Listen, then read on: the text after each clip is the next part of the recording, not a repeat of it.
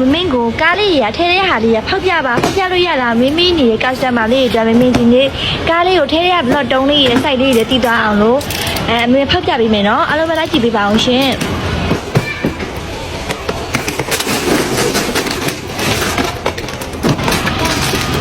ဒီထဲမှာဆိုရင် African sound လေးလည်းပါပါတယ်ရှင်သူကစက်ပုံစံနည်းလေးတွေကိုအသေးစိတ်တင်းနဲ့တုံးလေးနံပါတ်အစင်လိုက်နဲ့ချပြပေးထားရနော်ကိုကအဲ့နံပါတ်လေးတိုင်းလိုက်ပြီးတော့အစင်လိုက်လိုက်ပြီးဆက်သွားရမှာပဲရှင်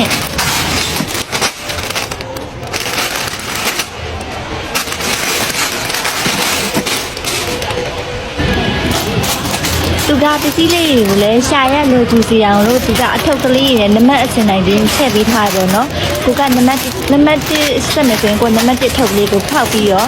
ယူပြီးတော့ဆက်ရုံပဲပေါ့နော်ဆက်ရတော့လွယ်ပါရဲ့ရှင်နံပါတ်စင်တိုင်းလေးသူချက်ထားတဲ့ပုံလေးနဲ့ကြည့်ပြီးဆက်သွားရုံပါပဲနော်အားလုံးပဲဘိုင်ဘိုင်နောက်ထပ်ဗီဒီယိုလေးမှာပြန်တွေ့ကြမယ်နော်